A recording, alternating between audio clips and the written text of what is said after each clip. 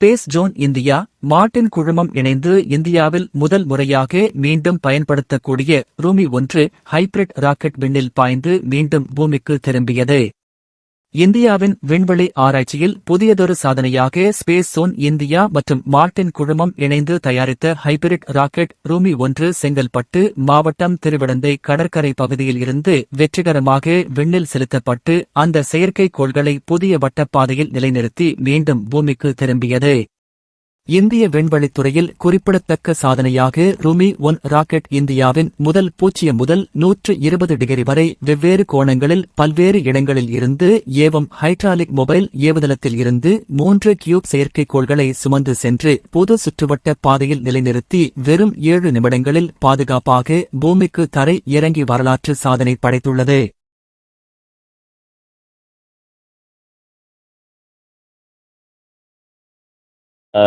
மாமல்லபுரம் கடற்கரையில் கோவளம் கடற்கரையிலிருந்து திரும்ப ரூமி 2024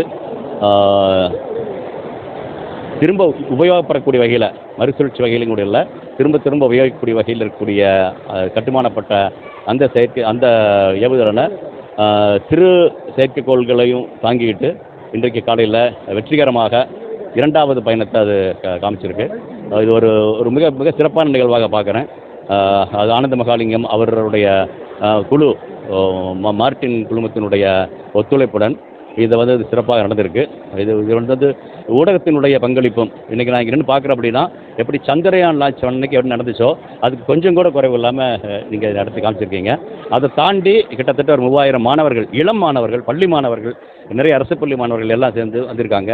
வெளிநாட்டிலிருந்து கூட வந்திருக்காங்க. அப்படிங்கிறது ஒரு ஒரு என்னை பொறுத்தளவுக்கு ஒரு சாதனைங்கிறத விட ஒரு மகிழ்வான தருணமாக பார்க்குறேன். ஏன்னா தேசிய அறிவியல் தினத்தை, விண்வெளி தினத்தை கொண்டாடிட்டு அடுத்த நாள் இது மாதிரியான ஒன்று அரசு நிறுவனம் இல்லை, ஒரு ஆரம்ப கட்டத்தில் இருக்கக்கூடிய ஒரு தொழில் நிறுவனமான ஸ்பேஸ் ஜோன் இந்தியாவிலிருந்து இது மாதிரியாக அவங்க பண்ணது மிக சிறப்பாக இருக்குது.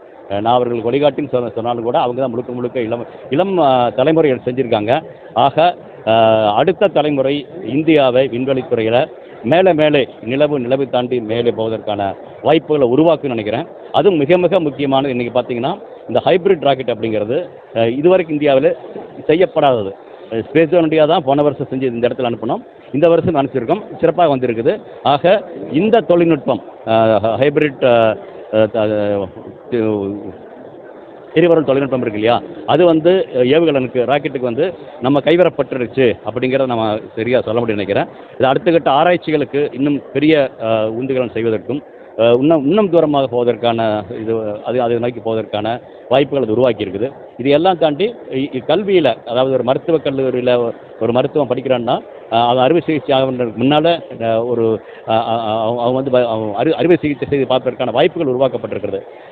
அது மாதிரி ஒரு ராக்கெட் சயின்ஸ் அப்படிங்கிறது இந்திய விண்வெளி ஆய்வகம், அது இஸ்ரோ அல்லது நாசா அது மாதிரி இடத்துல போனால் தான் செய்ய முடியும். அப்படி இல்லாமல் கல்வி நிலையங்களில், ஏன் கல்வி நிலையங்களில் பள்ளிக்கூடங்கள் இருந்தால் கூட செய்ய முடியும் அப்படிங்கிறதுக்கான ஒரு வாய்ப்பையும் உருவாக்கி இருக்குது. அந்த வகையில் ஒரு பக்கம் கல்வியை ஒரு மேத்தட்டுக்கு நல்ல ஒரு உயர்நிலைக்கு எடுத்துகிட்டு போகிறதுக்கும், அடுத்த வகையில் விண்வெளித்துறையில் அரசியல் தாண்டி தனியார் துறையும் இளைய தலைமுறை எடுத்து செய்ய முடியும் அப்படிங்கிறதுக்கும் ஒரு பெரிய நம்பிக்கையை கொடுத்துருக்குதுன்னு நினைக்கிறேன்.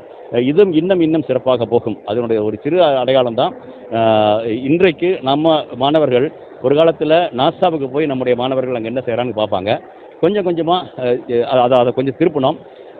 சிறுகரிக்கோட்டாவுக்கு நம்ம பார்க்குறோம் அப்படிங்கிற மாதிரி இருந்துச்சு. நம்ம மாணவர்கள் இப்போ அதை தாண்டி வெளிநாட்டிலிருந்து இன்றைக்கி லான்ச் நடக்குதுன்னா ஒரு 50 மாணவர்கள் வெளிநாட்டிலிருந்து நம்ம பார்த்துருக்காங்க. அப்படிங்கிற பொழுது காற்று மேற்கு நோக்கிய வீசு, கிழக்கு நோக்கி வீச ஆரம்பிக்கிறது. அதுக்கு விண்வெளித்துறை ஒரு காரணமாக இருக்குது. அந்த விண்வெளித்துறையை தனியார் துறைக்கு கொடுத்தது இன்னொரு காரணமாக இருக்குது. ஆக அதற்கு இளைஞர்கள் அதை நல்லா பங்கெடுத்துட்டு போகிறது இன்னும் ஒரு காரணம். எல்லாத்துக்கும் சேர்ந்து திரும்ப சொல்வது, ஊடகம் கொடுக்கும் இந்த ஆதரவும் இந்த அங்கீகாரமும் ஒரு மிகப்பெரிய உயரத்திற்கு இந்தியாவை எடுத்து செல்லும் அப்படிங்கிற நம்பிக்கையாக இருக்குது.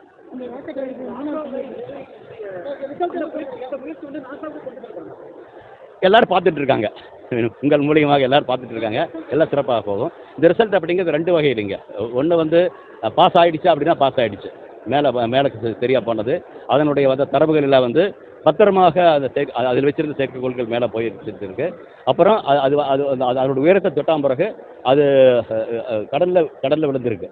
அது வந்து 10 கிலோமீட்டர் தூரத்தில் இருக்குது. அதிலிருந்து எடுத்துகிட்டு வரணுங்க.